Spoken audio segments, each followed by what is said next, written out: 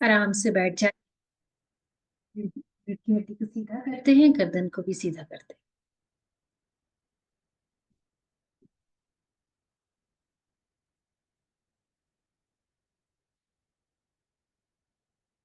एक सामान्य श्वास भरी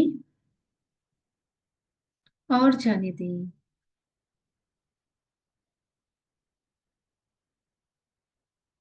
ओमकार के लिए श्वास भरें। ओम।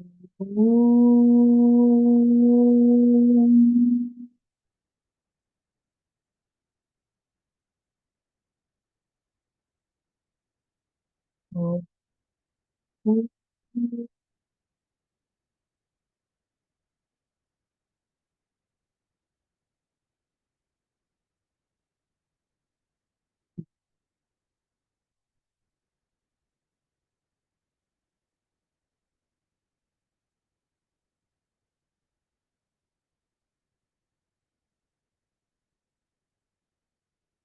गुरुर्ब्रह्मा गुरुर्विष्णु गुरुर्देवो महेश्वरः गुरुः साक्षात् परं ब्रह्म तस्मै श्री गुरुवे नमः। तस्मै श्री गुरुवे नमः। तस्मै श्री श्री गुरुवे नमः। ओम नमः प्रणवार्थाय शुद्ध ज्ञानैकमूर्तये निर्मलाय प्रशांताय दक्षिणामूर्तये नमः।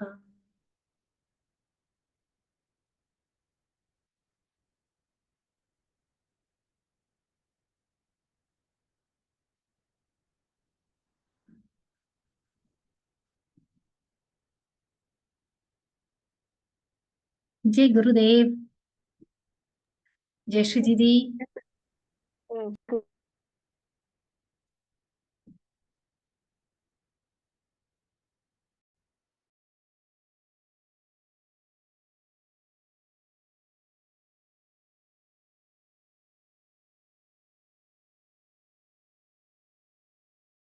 वशिष्ठ के अगले एपिसोड में आप सबका स्वागत है।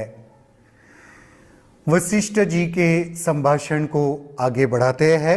वशिष्ठ जी ने आगे कहा, हे राम, जिस प्रकार सम्मुख होने पर अंधेरा विलुप्त हो जाता है, उसी प्रकार आत्म प्रकाश के सम्मुख अज्ञान विलुप्त हो जाता है।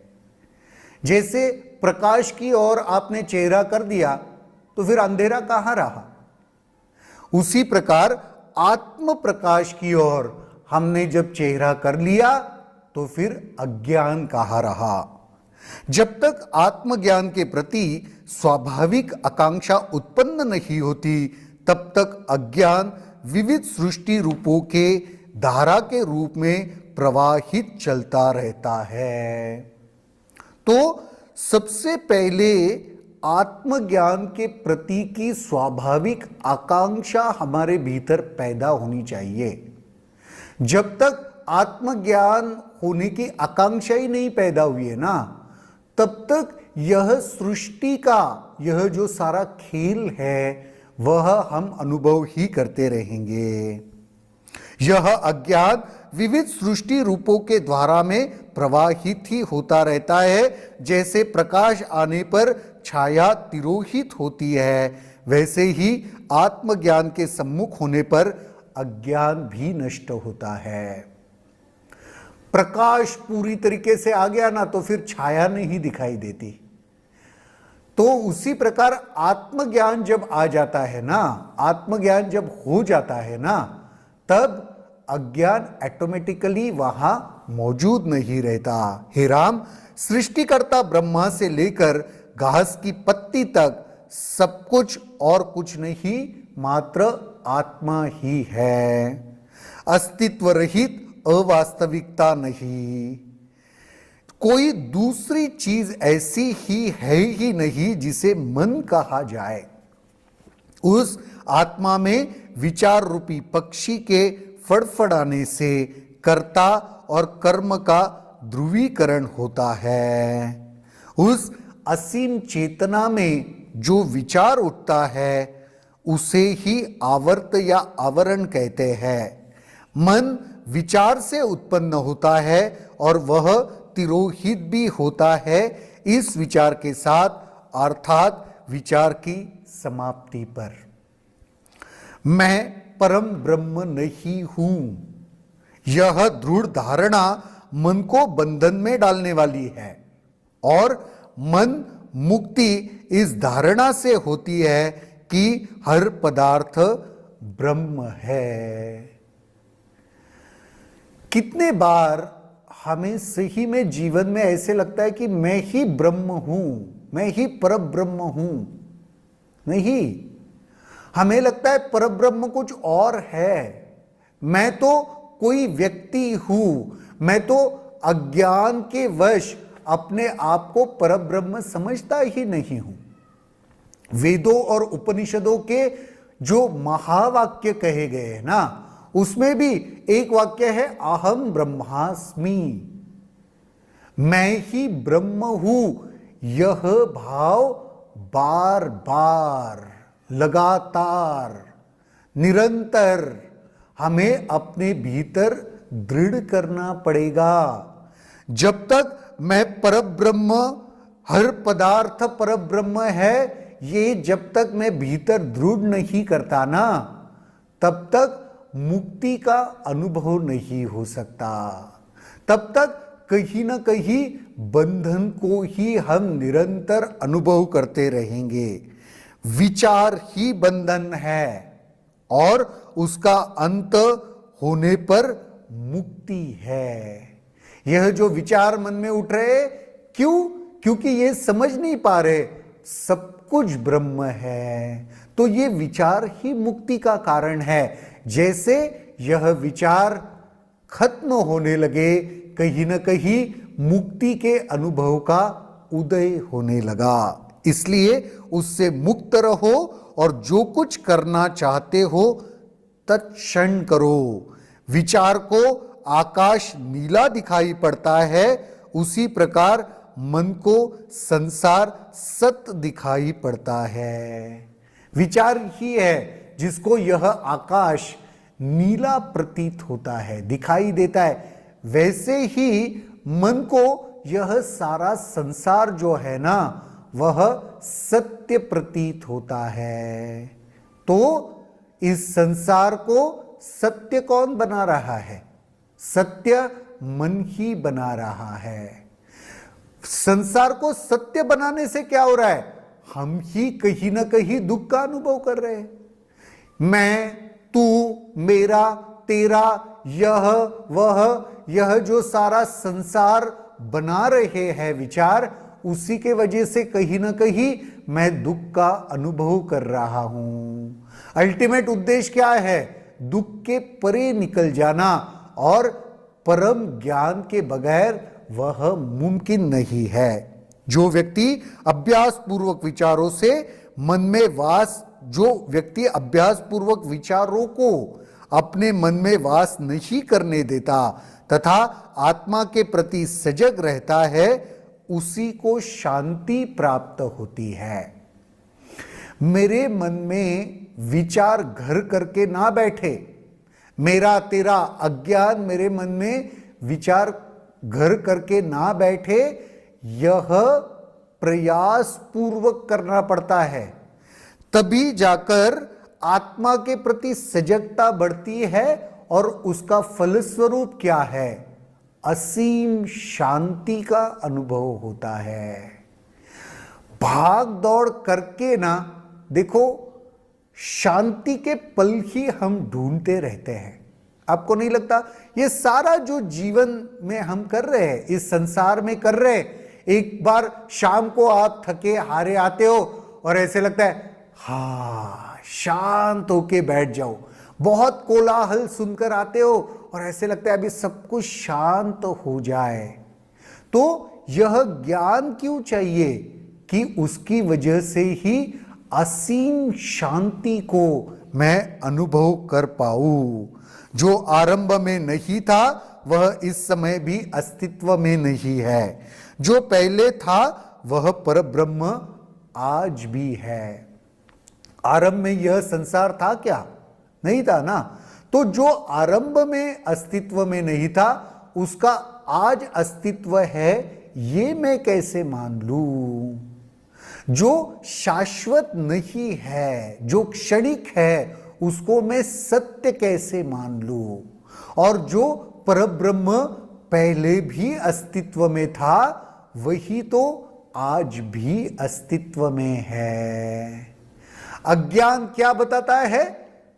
कोई चीज का अस्तित्व क्षणिक है, और ज्ञान क्या बताता है? सत्य वही है जो शाश्वत है, लगातार है। तो संसार को अज्ञान क्यों बता रहे हैं? क्योंकि हमने यह अनुभव भी किया है या हम ये जानते हैं कि यह सारा संसार पहले अस्तित्व में नहीं था, फिर बना है। तो जो पहले अस्तित्व में नहीं था उसके आज के अस्तित्व को मैं कैसे सत्य मान लूं? यह वशिष्ठ राम जी को समझाने की चेष्टा कर रहे हैं। हमें भी यह महसूस हो रहा है, जो सत्य है वह निरंतर है, वह शाश्वत है। सत्य की व्याख्या भी यही होती है। सत्य की व्याख्या क्या? जो था, जो है और जो रहेगा। तो असत्य की व्याख्या क्या हुई? जो पहले नहीं था या बाद में नहीं रहेगा वह कहीं ना कहीं असत्य है। इस संसार को मैं उसी प्रकार अनुभव करता हूं जो पहले नहीं था और जो बाद में रहेगा इसकी कोई गारंटी भी नहीं। इसलिए संसार असत्य है और परब्रह्म ही सत्य है। इस एपिसोड में इतना ही। अगले एपिसोड में देखते हैं महर्षि वशिष्ठ और क्या बताते हैं। तब तक के लिए जय गुरु।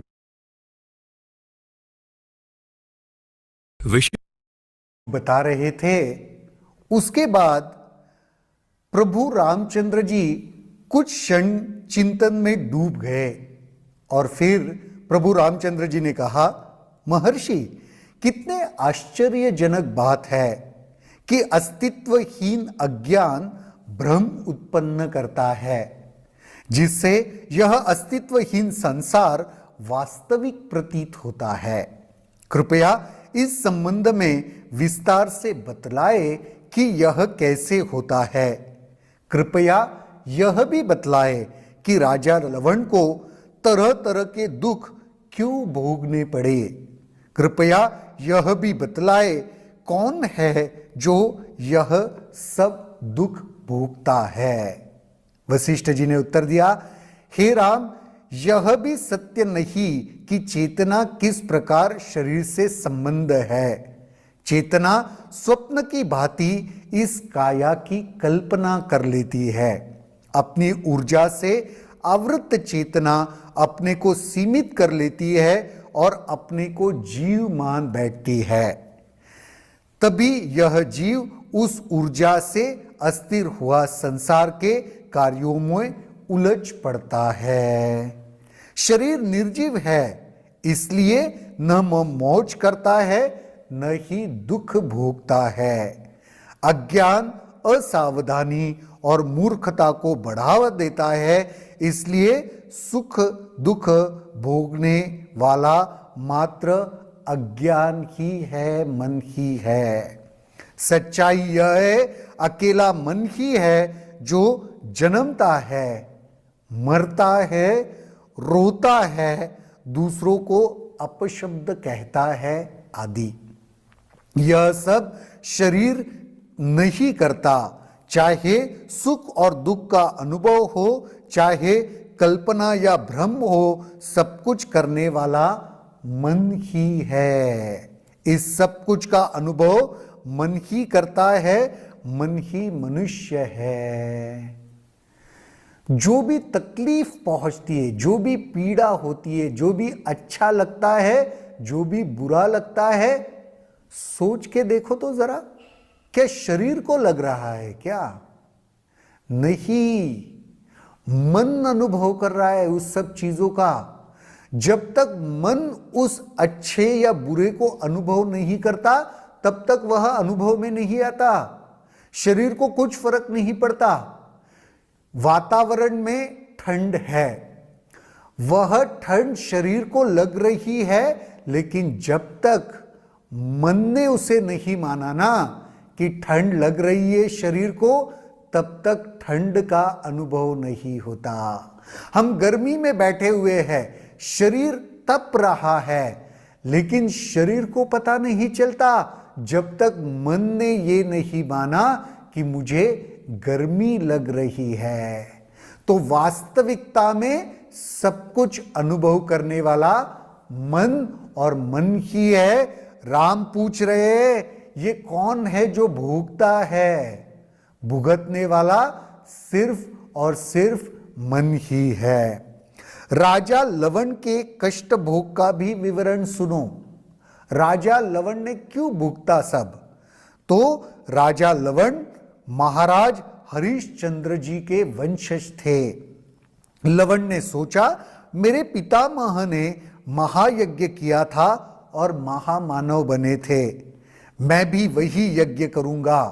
उसने आवश्यक सामग्री एकत्रित की, पुरोहित को बुलाया और मानसिक रूप से अपने उपवन में बैठे बैठे 1 वर्ष तक यज्ञ किया। उसने मानसिक रूप से यज्ञ किया था तो फल का वह अधिकारी बना। कुछ कर्म किया है तो उसका फल भी जरूर मिलने वाला है।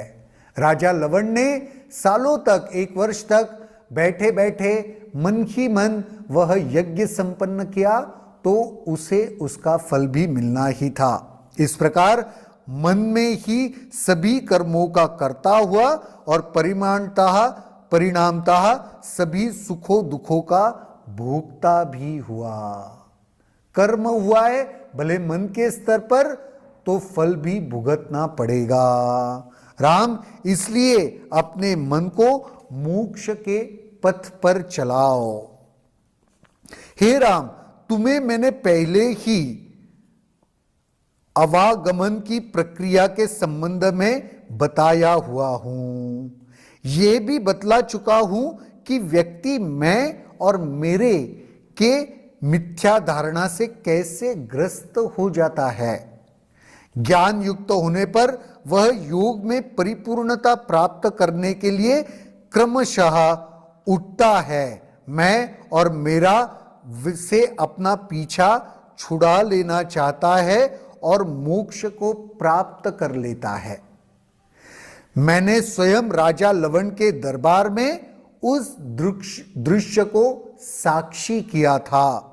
जैसे ही वह जादूगर सहसा अदृश्य हुआ, लोग जानना चाहते थे कि आखिर वो कौन था। मैंने अपने सूक्ष्म दृष्टि से जान लिया कि वह देवताओं का दूत था। उन दिनों ऐसी परंपरा थी, जब कोई राजा लवण की तरह विशिष्ट धार्मिक कृत्य करते थे तो इंद्र उसकी परीक्षा लेने के तरह उधर तरह तरह की बाधाएं उसके मार्ग में खड़े करता था। उसने जो भ्रांतियां उत्पन्न की, उसके परिणाम देखने को मिला। कर्म कांड में भी मन से किए गए थे और भ्रांति भी मन से ही अनुभूत की गई थी। तो यह कहानियां तो सुनी होगी ना। अगर कोई तप करने के लिए बैठता है तो फिर अलग अलग परेशानियां वहां पर पैदा होती है या लाई जाती है। तो ऐसी एक मान्यता उस समय में थी, जब भी कोई ऐसा तप कर्म करता था तो इंद्र उसके बीच में आकर कुछ कुछ बाधाएं लाता था। तो इंद्र ने राजा लवण के इस कर्म के भीतर बाधाएं उत्पन्न करने के लिए यह सारा खेल रचाया था। देवताओं का वह दूत, वह मदारी बनकर आया था। ज्ञान युक्त होने पर योग में परिपूर्णता प्राप्त करने के लिए क्रमशः 7 चरण होते हैं। राम ने पूछा, महर्षि ये कौन से 7 चरण है?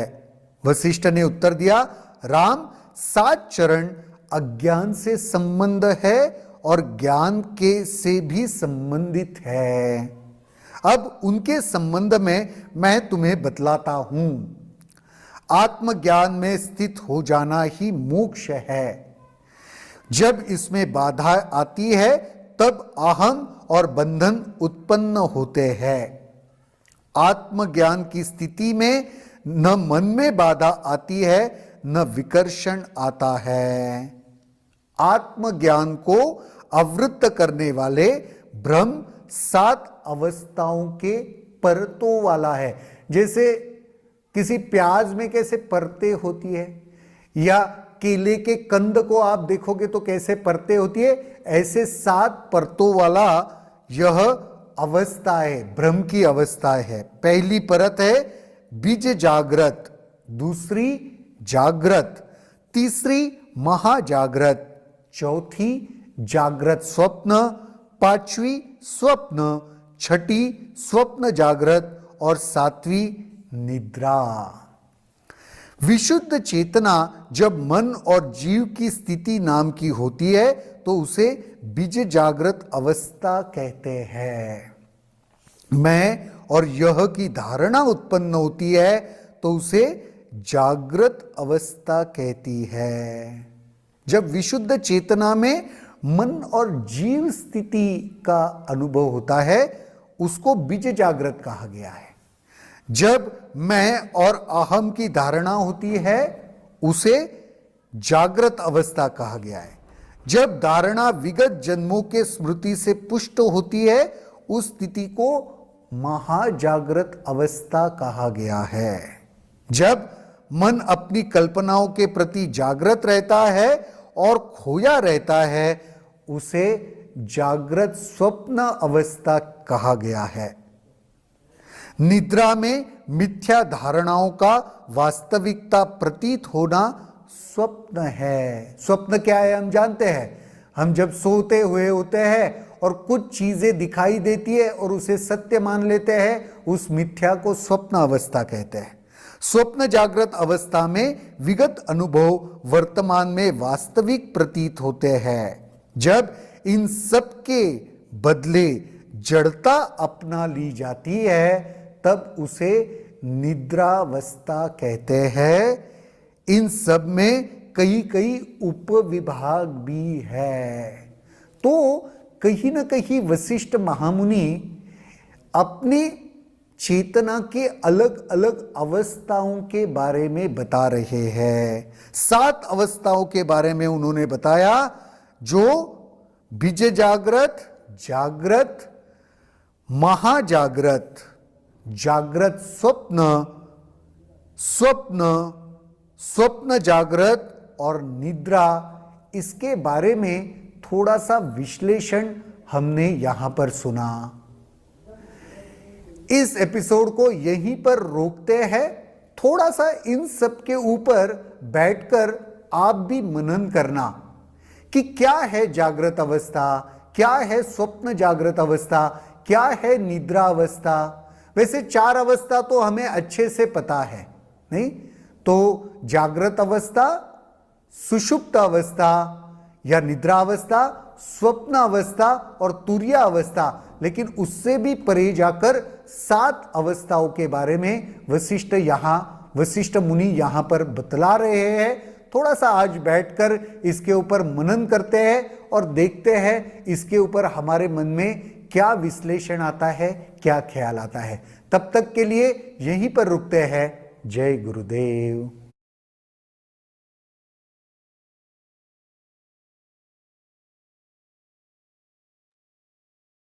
जय गुरुदेव। जय गुरुदेव। कैसे हैं? बढ़िया, मस्त।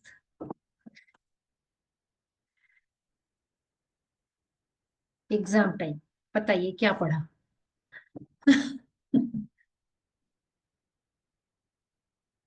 क्या क्या टेक अवे था? मैंने देखा बहुत सारे लोग ना ज्वाइन करते हैं 12:40, 45, 50 तक। अब इसके पहले क्या होगा? 3 बार ओंकार करेंगे, गुरु जी को नमस्ते करेंगे, इसमें कौन सी बड़ी बात है? और सही कहानी जिसमें मन को मजा आने वाला है वो तो 1250 के अराउंड होगी या उसके बाद ही होगी, तो तब तक आते हैं। इसलिए चलिए बताइए क्या टेक अवे था ये 2 चैप्टर का।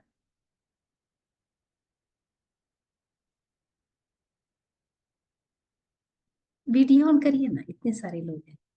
क्या 2 3 बहुत इंपॉर्टेंट बात जो अ, आज के सेशन में।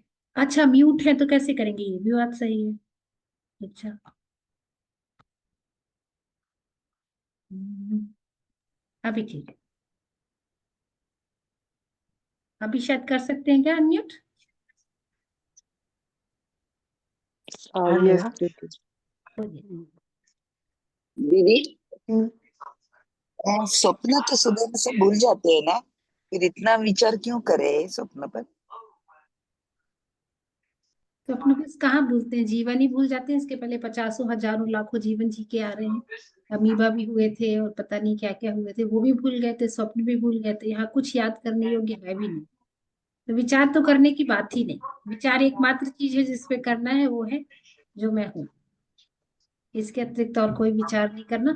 और जो आप अगर इस एक विचार पे विचार करेंगे, मैं हमेशा हूँ, हमेशा था, हमेशा रहूंगा, और मुझे कोई छू भी नहीं सकता, तो निर्भयता आती है जीवन में। हर तरह का राग, हर तरह का डर, हर तरह की क्रेविंग, हर तरह का जो कुछ भी बोल सकते हैं नेगेटिव सेंसेशन, वो सब आपको से मुक्त हो जाते हैं। उस एक बात पे विश्वास करने से या विचार करने से, या उस पे पूरी तरह से केंद्रित हो जाने से कि जो मैं हूं ना, वो मैं परम ब्रह्म हूँ। वो मेरा कब कोई, मैं तो हमेशा से था, हमेशा रहा हूँ। आपको पता,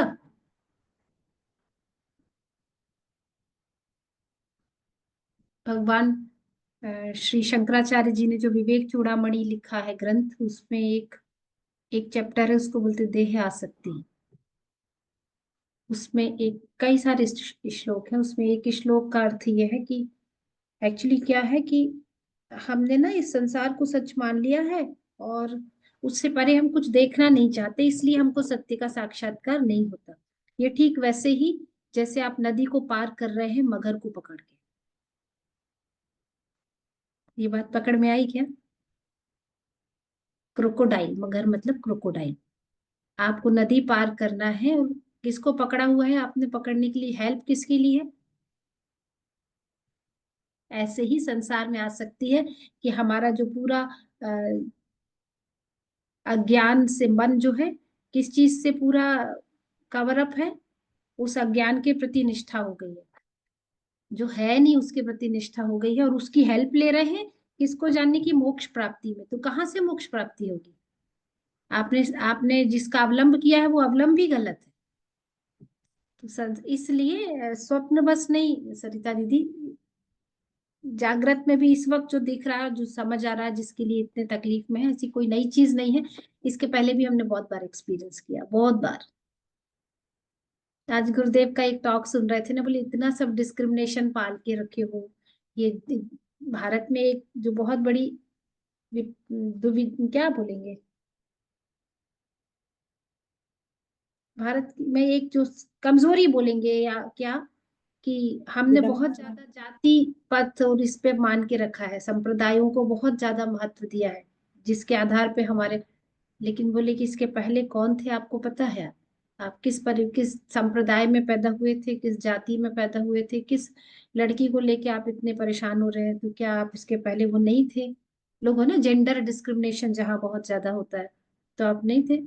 मेरी अपनी एक बहुत नोन है, जिन्होंने, अमेरिका में रहती है वो, और उन्होंने ये जो रीइंकारनेशन पे जो है, बहुत सारी टेक्निक से बहुत लोग जानने वाले हैं इसके, तो वहां पे उन्होंने, और उनका ना बहुत विरोध किसी एक खास कम्युनिटी से, नाम नहीं लूंगी, और उन्होंने अपना बहुत गहरा विरोध, लेकिन जब वो अपने सेशंस के दौरान पूर्व जन्मों में गई, तो उन्होंने देखा कि वो उसी कम्युनिटी से बिलोंग करती थी।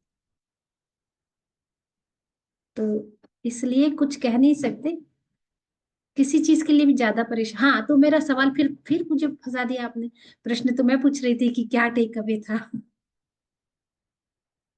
आज का क्या टेक अवे था? दो जो गुरु वीडियो देखे हमने। क्या? मैं बोलूं? हाँ जी, बोलिए ना प्लीज। देखिए, पर्टिकुलरली आज का नहीं बट ओवरऑल बता रही हूँ मैं कि भाई हम जो है, सब कुछ करने वाला कौन है? हमारा मन है, जो हमें इधर उधर भटकाता है। पर मन बना कैसे? मन बना हमारे विचार से। हमारे विचार आते हैं, जब विचार आता है हम खुद उससे क्रिएट कर लेते हैं, वो मन बन जाता है। और फिर मन के हम गिरफ्त में आ जाते हैं कि अच्छा किसको लग रहा है? वही जो आज बताया, मन को लग रहा है अच्छा। वो हमारे शरीर को नहीं लग रही ठंड, ठंड हमारे मन को लग रही है। तो जो फील करता है वो हमारा मन करता है। और मन बना कैसे? हमारे विचारों के जब समूह हो जाता है, जब विचार हम क्रिएट करते रहते हैं, हमारा ये विचार वो विचार, तो फिर अल्टीमेटली वो हमारा, हमने क्रिएट किया है ये संसार, मन बन जाता है। तो it's such a amazing session. मुझे मतलब जब हम आई डोंट नो, पर जब मैं अपना पर रिफ्लेक्ट, जब थॉट्स आते हैं उस पर रिफ्लेक्ट करती हूँ, हाँ यार ये तो मैं बह रही हूँ अब, तब पता चलता है अपने आप को। हम रोकते हैं और द मोमेंट यू सी कि भाई हाँ है, ये है ऐसा, और आप जब रुक जाते हो, आप जब उसको देखते हो तो चीज रुक जाती है। यही मतलब this is such a beautiful session. हम मतलब प्रैक्टिकली जब उसको करते हैं तो आपको पता चलता है कि यही है। इतनी पुरानी नॉलेज है, but still it's applicable even now. मतलब अन, अनंत तक चलेगी। ये नहीं कह रही कि अभी खत्म हो जाएगी, but it's a beautiful session. Thank you so much.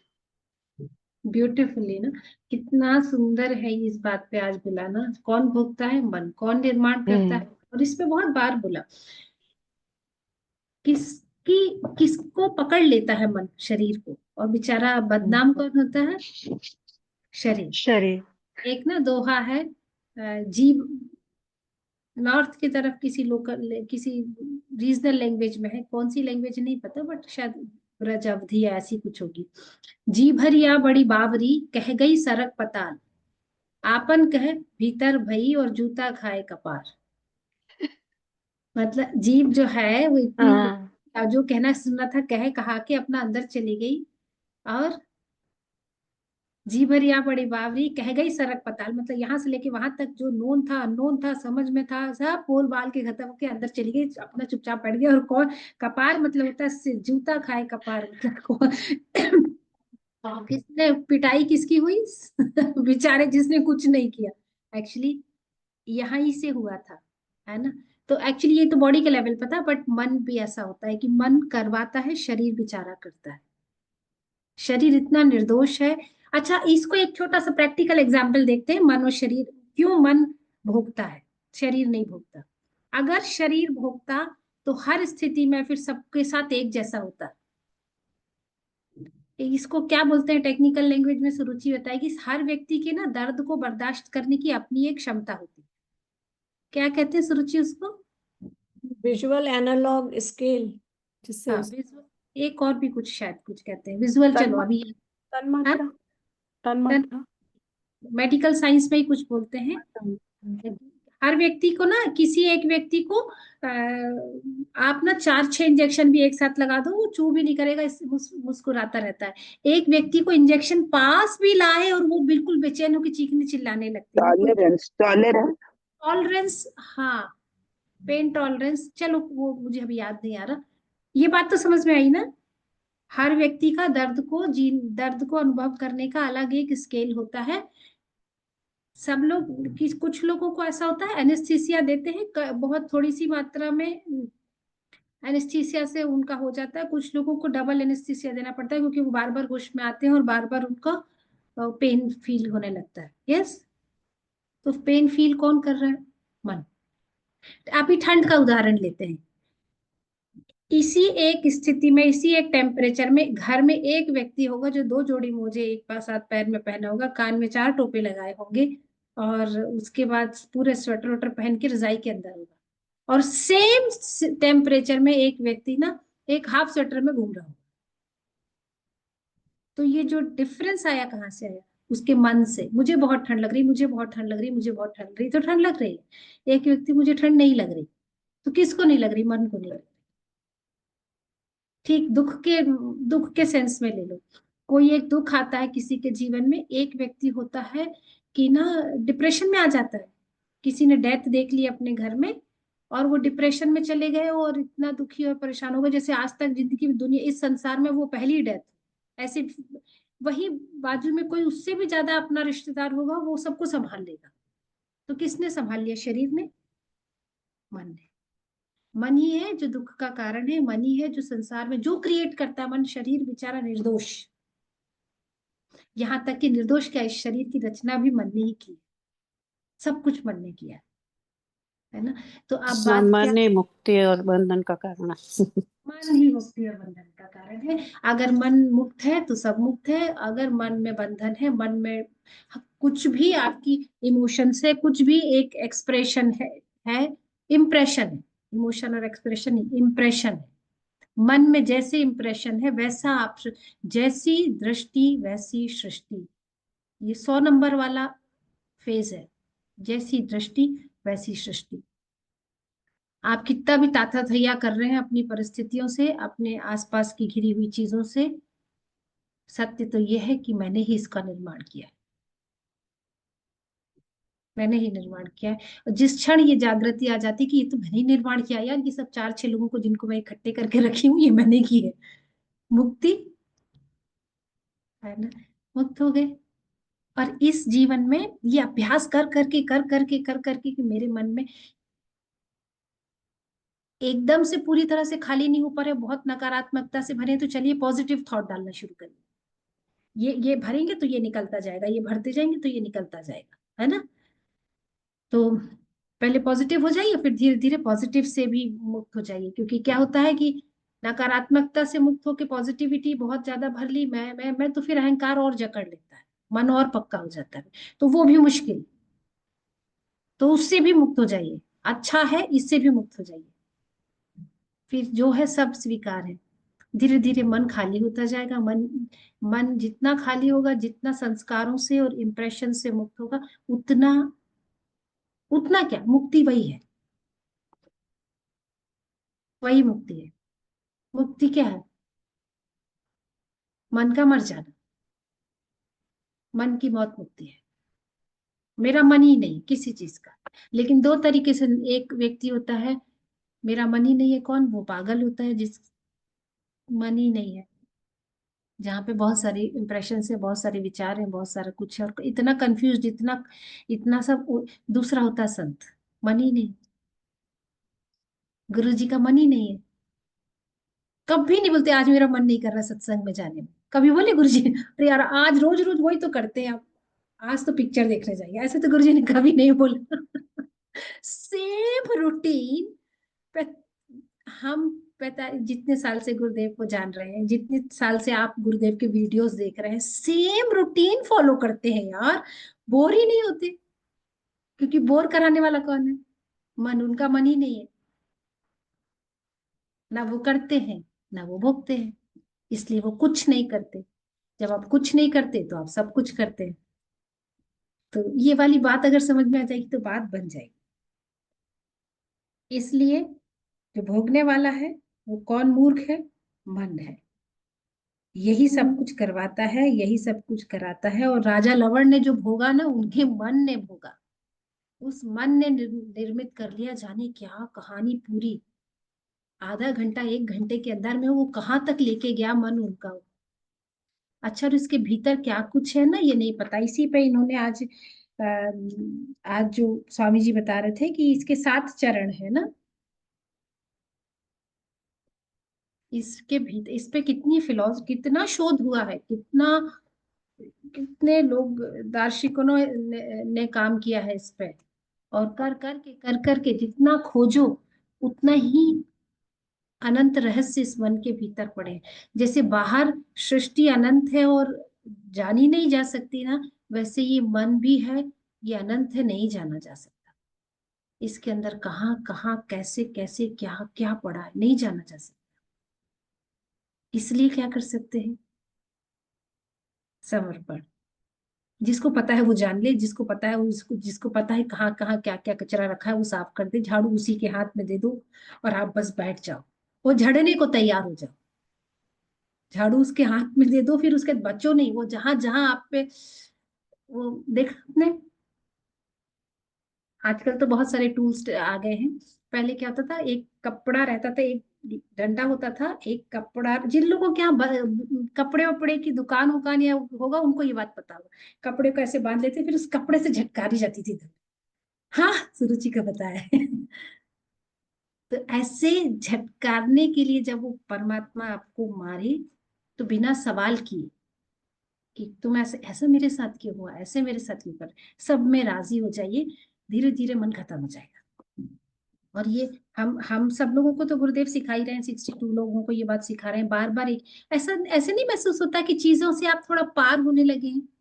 कितने लोगों को महसूस होता है यही यही बात, एक ही एक बात बार बार सुन सुन के अब ज्यादा फर्क नहीं पड़ता। वो एक घटना जो किसी का एक सेंटेंस पूरा 4 दिन बिगाड़ देता था, अब तो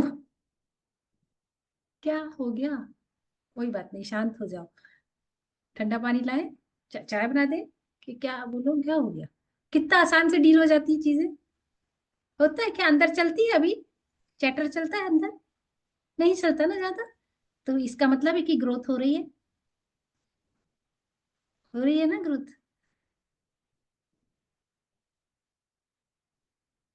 तो ये सब हम ही ने किया है। ये जो जितनी बिल्डिंग बनाई गई है हम ही ने बनाई है, जितने लोग उसमें रह रहे हैं वो हमारे, हमारा सिलेक्शन था कि भाई आप आ जाओ हमारे साथ रहो, इस जीवन में तो आप ही के साथ गुजारेंगे। अब वो आ गए हैं तो अब चिंता में हो कि यार तुम्हारे साथ क्यों गुजारना। हम ही ने तो बुलाया था, आमंत्रण दे के, पीले चावल दे के मन पे, आओ तुम आओ, हम तुम्हारे साथ रहेंगे, रहो आप। कम से कम अब नया मत क्रिएट करना है, जो कर लिया सो कर लिया, ये खत्म हो जाएगी कहानी, फिर हो जाएगा सब हिसाब।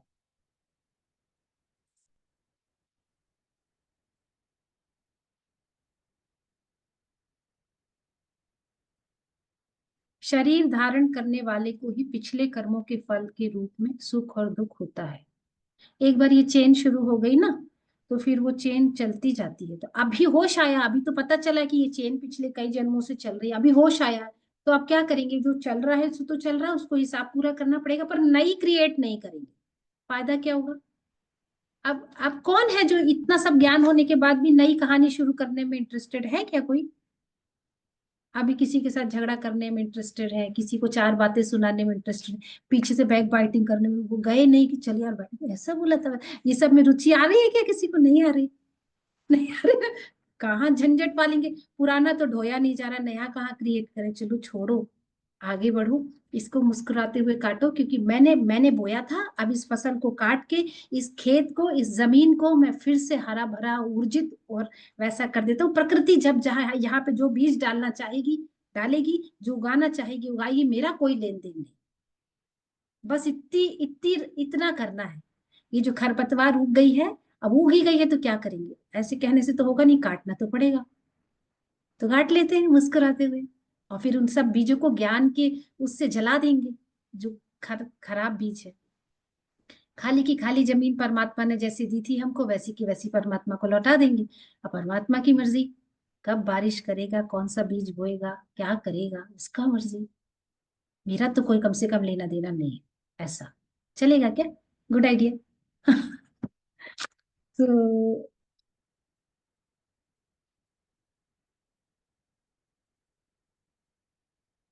ये मन ही है, जो कितना सुंदर सेंटेंस है, ये मुझे बहुत प्यारा लगा।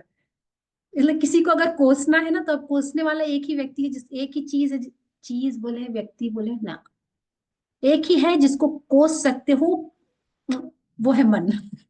अब सारे संसार को गाली देना बंद, जिसको गाली देना, किसको? अपने ओन माइंड, यार तू ही है जो पूरा पंगा क्रिएट करता है।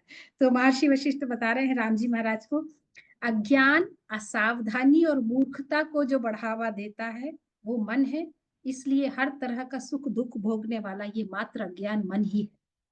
कितना अच्छे से बोला ना, ऐसा वाला गुस्से से।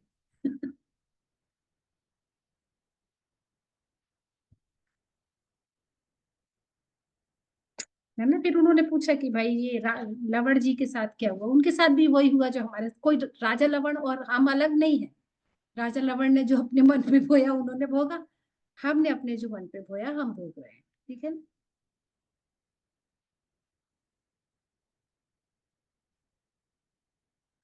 जब यही मन पूर्णता विशुद्ध होता है, पूर्णता विशुद्ध मतलब 100% संस्कार से मुक्त, तब यह स्वतः सर्जित द्वैत और विविधता से छुटकारा पा जाता है। जैसे ही ये पूरी तरह से शुद्ध साफ 100% एकदम क्लीन जैसे ही हो जाता है, तो जो डुअलिटी है खत्म हो जाती है। दो खत्म हुए तो वो जो एक है वो दिखने लगा। जब तक संसार है, मन है, उसमें संस्कार है, तब तक दो है ना। मैं हूं, आप है, ये है, वो है, सब है ना। लेकिन जैसे ही ये 100% शुद्ध हुआ, अब इसमें कोई संस्कार नहीं है, ना बुरा ना अच्छा, कुछ नहीं, खाली का खाली। अभी वो तो उस वक्त जो हो गया, जो स्थिति बनती है, वही ईश्वर हो जाने की है। ईश्वर हो जाने की नहीं है, ईश्वर तो है ही, भीतर है। ईश्वर भीतर प्रकट हो जाता है तो पड़ा भीतर अंदर कहीं सो रहा है चुपचाप एकदम, और उम्मीद में है कि तुम मुझे कभी तो पूछो।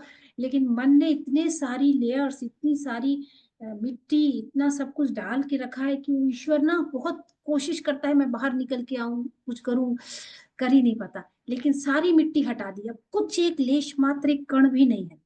तो जो प्रकाश होगा वो ईश्वर है। इसलिए ये जो बात बोली ना आज स्वामी जी ने, बहुत अच्छा स्टेटमेंट बोला। लोग ये भूल जाते हैं ना कि मैं ब्रह्मा नहीं हूँ। ये बोलने में बहुत संकोच होता है कि मैं भगवान नहीं हूँ। और अगर कोई एक आधा बोल दे कि नहीं मैं भगवान हूँ, तो उसको पागल बोलने लगेंगे, देखो इनको कितना अहंकार हो गया, ये अपने आप को भगवान बोल रहे हैं। ऐसे ऐसे ही फील आता है ना, देखो ये अपने आप को भगवान बोल रहे हैं। मतलब इसका ये मतलब नहीं है कि आप कहने लगेगा, क्योंकि ये व्यवहार सत्य है, व्यवहार की जगत पे जाके कहा भी नहीं जा सकता। पर सत्य तो ये है कि मैं भी, गुरु जी ने बोला ना, मैं भी भगवान हूँ मूर्ख, और तू भी है। गुरु जी से किसी ने पूछा आप भगवान है, तो बोले हाँ मैं भी हूँ और तू भी है, पर कहना मत जाके, क्योंकि नहीं तो फिर सबूत देना पड़ेगा कि तू, मैं कहाँ से भगवान हूँ, लेके आओ प्रूफ, आधार कार्ड दो भगवान जी का, वहां का जो नंबर हो तो वो दो। कितने डॉक्यूमेंट प्रोवाइड करने पड़ते हैं ना। तो जब ये धारणा मन की कि मैं परम ब्रह्म, मैं ईश्वर नहीं हूं, मैं तो कोई और हूं, यही सबसे बड़ी बाधा है मुक्ति के लिए। सबसे बड़ी बाधा है मैं ही हूं यार, ईश्वर। और जितना जितना देखना मन साफ होता जाएगा ना, उतने उतने आप ईश्वर होते जाएंगे। ऐसे भी नहीं, मैं तो कहती हूँ मात्रा भी बढ़ा दो। 100% ईश्वर तो फिर ईश्वर ही है। पर आपके मन पे जितने संस्कारों का बोझ कम होगा, मैं होने का बोझ कम होगा, आप ईश्वर की तरह हो जाएंगे। और आपसे ना ईश्वर जैसे काम होने लगेंगे। जो ईश्वर करता है ना, आपको लोग आके बताएंगे ये आपने ईश्वर वाला काम किया। ये स्टेट, ये शब्द नहीं होगा, शब्द कुछ अलग होंगे, पर कुछ तो कुछ होगा। जिस जिस मैं तो कहती हूँ थोड़े से समय के लिए, इतनी सी देर के लिए भी अगर आप ईश्वर हो गए ना, तो आपने बड़ा उपलब्धि हासिल की है। कभी कोई बोलता है श्रुति दीदी आप ना, मुझे ना गुरुजी जैसे लगती है, तो मैं बस मुस्कुरा देती हूँ और बोलती हाँ सही है। क्योंकि हर रोज जब मैं चैंटिंग करती हूँ ना, और उसके बाद मैं जो 1 मिनट मौन रहती हूँ, उस वक्त मैं ये कहती हूँ मैं तुम ही हो, तुम ही हो, तुम ही हो, तुम ही हो। ये बीच से मैं को हटा देना, और ये काम भी तुम्हारा ही है। तो मैं बिल्कुल इसका विरोध नहीं करती कि नहीं हूँ, हाँ है ना। गुरु जी कौन है?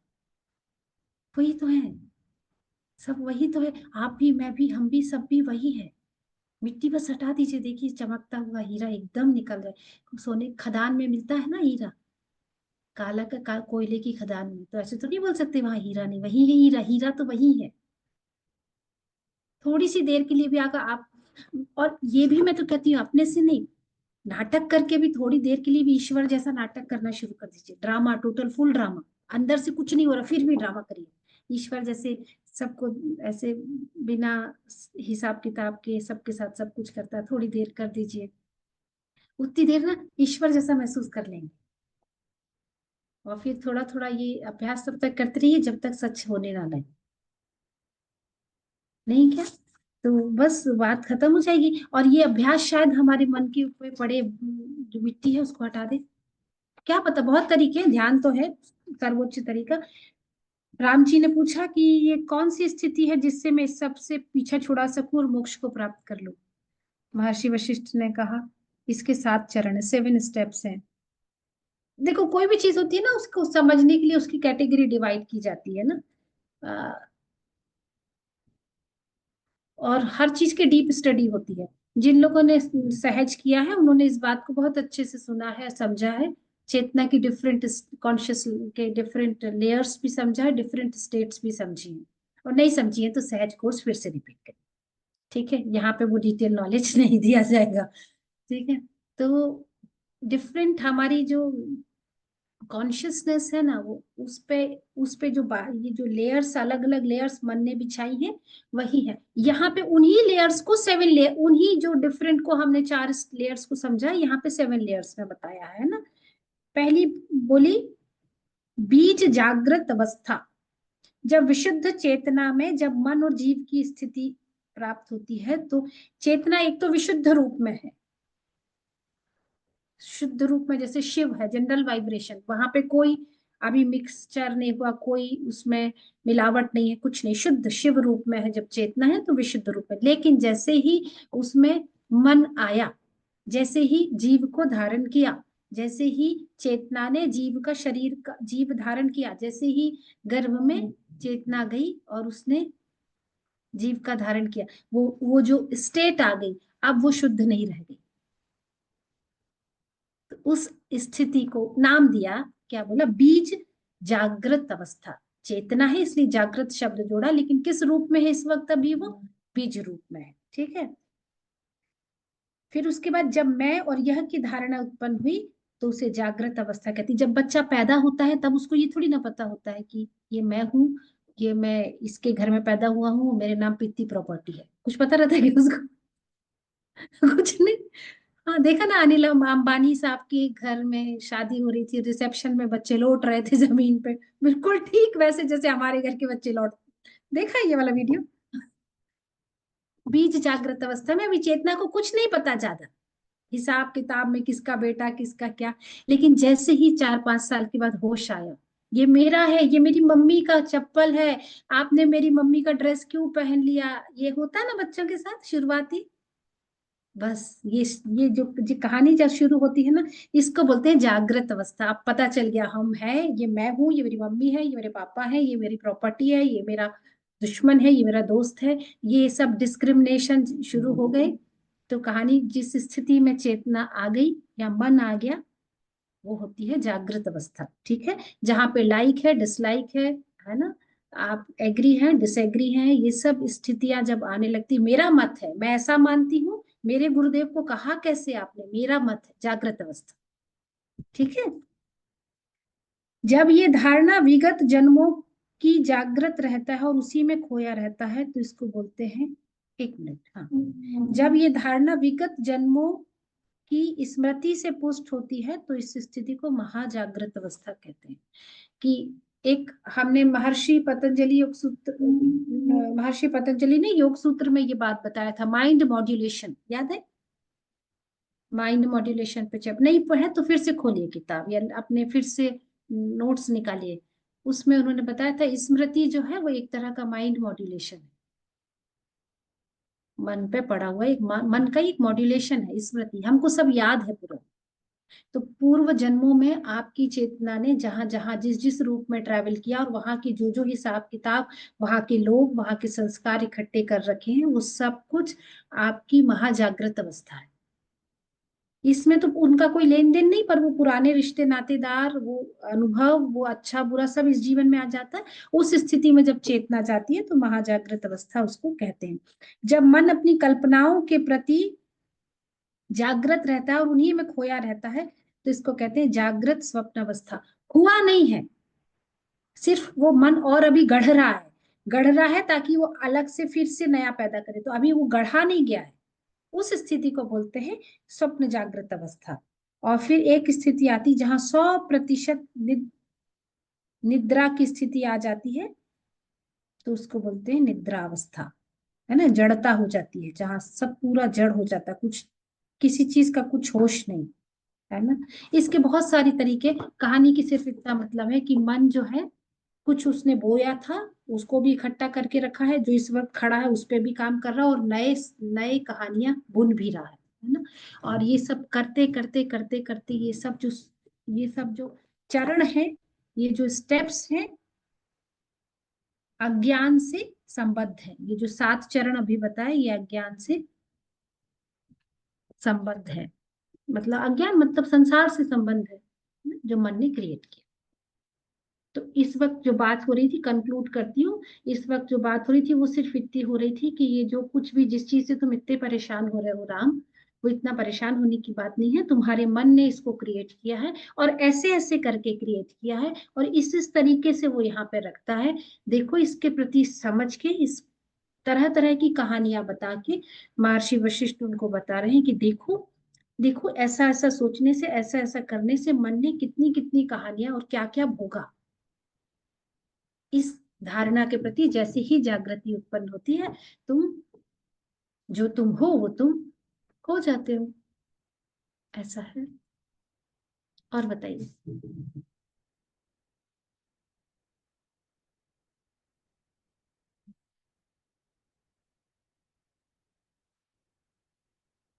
हो गया। 10 मिनट का ध्यान कर लें क्या? हाँ जी। अहम। यस। है ना। हर वेद के उपनिषद का एक एक महावाक्य है। हर वेद का एक महावाक्य है जो इसी से संबंधित है।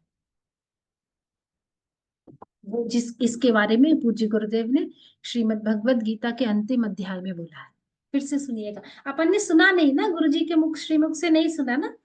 श्रीमद् भगवत गीता का 17वां और 18वां अध्याय हमने गुरु जी के मुख से नहीं सुना। अब अपलोड हो गया है इसमें, ऐप में, पर अब हम सुन नहीं सकते, क्योंकि मतलब सुन सकते हैं पर आपको अपने लेवल पे सुनना पड़ेगा। अब शेयरिंग नहीं होती है आपकी। तो अगर आप आर्ट ऑफ लिविंग ऐप है आपके पास, तो उसको सब्सक्राइब करिए, और 17वां और 18वां अध्याय सुन लीजिएगा गुरु जी से, है ना। ठीक है। जय गुरुदेव। जयश्री कहाँ गई? सुबह उठ के अपने आप को देखना चाहिए। विद्या दीदी कुछ बोल रही थी जी।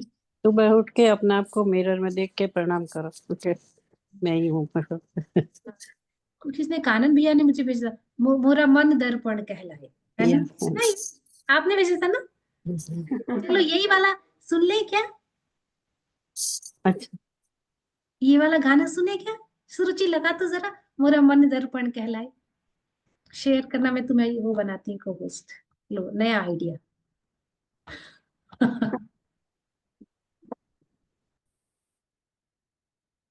मेडिटेशन शेयर करूँ दीदी? नहीं, आज तो थोड़ा वो कर, ये गाना सुनते हैं, मोरा मन दर्पण कहलाए। एक बहुत प्यारा पुराना गाना, आंख बंद करके सुनिएगा क्या कहना चाहते हैं। जिसने ये लिखा होगा उस वक्त वो ईश्वर हो गया होगा, तब जाके उसको ये गाना उसके भीतर, मतलब ईश्वर ही प्रकट करता है। लेकिन आज ना कुमार विश्वास की एक कविता सुन रही थी, जो वो कृष्ण जी राधा के पास जब सारा युद्ध, सारी भगवत गीता पढ़ा दी, ये कर दिया, सब सब कुछ कर आने के बाद, जब एक बार आखिरी बार राधा के पास गए थे, तो वो क्या बात कर रहे थे, और राधा ने उसको कैसे कैसे कहा। तो वो थोड़ा एक अनोखा विषय था, जिसपे शायद कभी किसी ने कुछ ज्यादा लिखा नहीं होगा। तो कुमार विश्वास जी ने एक स्टेटमेंट दिया। स्टेटमेंट पता क्या था? इस पे अभी तक कुछ ऐसा लिखा नहीं गया। माँ भगवती मुझे बहुत प्यार करती है, इसलिए उसने ये मुझे दे दिया। ये कविता माँ भगवती ने मुझे दे दी। इसलिए जब भी आपसे कुछ होता है ना, वो ईश्वर के द्वारा कराया जाता है। बस इस भाव का रख लेना। तो जब ये, जिसने ये गाना लिखा होगा, मोरा मन दर्पण कहलाए, या कोई भी अच्छा काम किया होगा, तो उससे डिवाइन ने करवाया, उसने नहीं किया, डिवाइन ने उससे करवाया, है ना। Yes Suruchi. Ashnir Grover. He was able to compete with Paytm and Google Pay, and he positioned Bharat Pay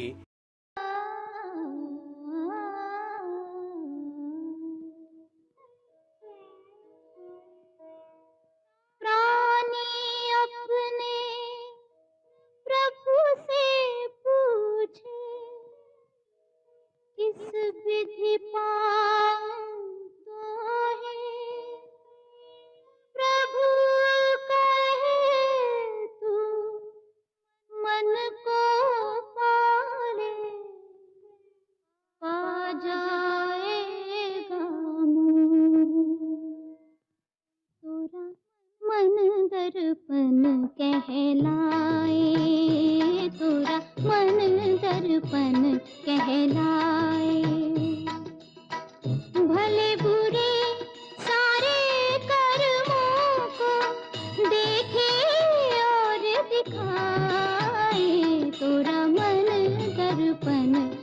कहलाए, तोरा मन दर्पण कहलाए।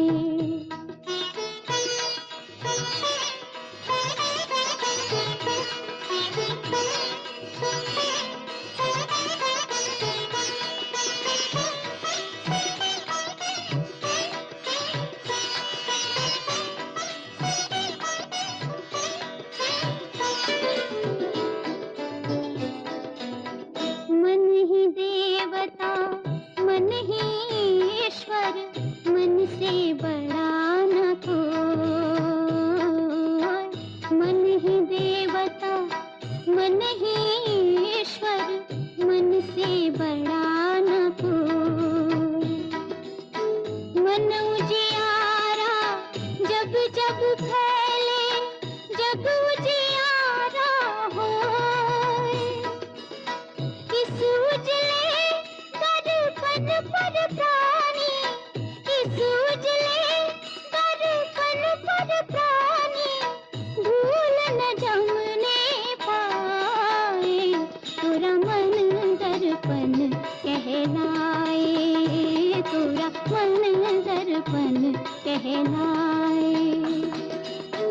भले बुरे सारे कर्मों को देखे और दिखाए, तोरा मन दर्पण कहलाए, तोरा मन दर्पण कहलाए।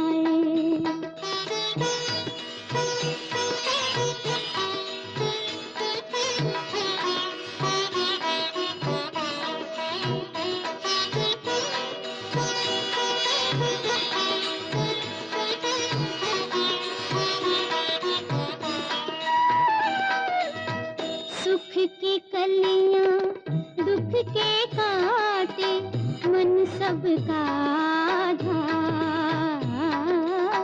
सुख की कलियां दुख के काटे, मन सबका आधार।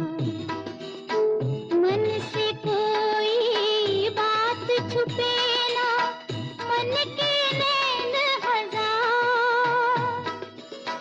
जग से चाहे भाग ले कोई, जग से चाहे भाग ले कोई, मन से भाग न पाए। तोरा मन दर्पण कहलाए, तोरा मन दर्पण कहलाए। भले बुरे सारे कर्मों को देखे और दिखाए, तोरा मन दर्पण कहलाए, तोरा मन दर्पण कहलाए।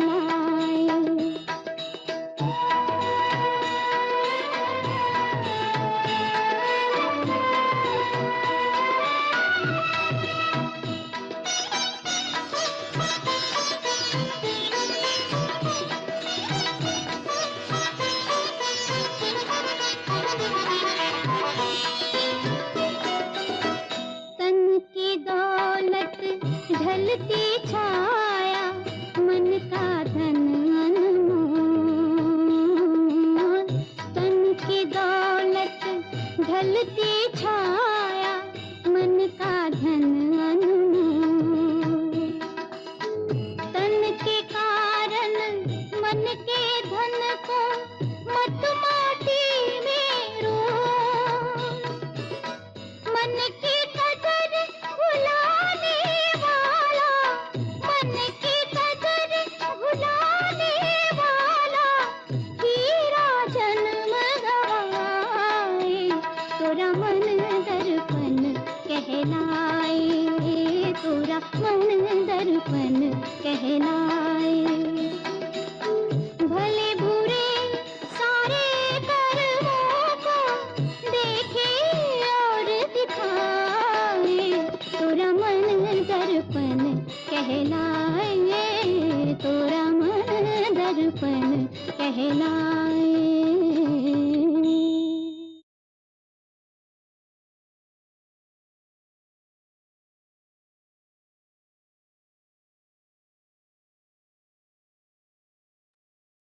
जय गुरुदेव, कल मिलते हैं।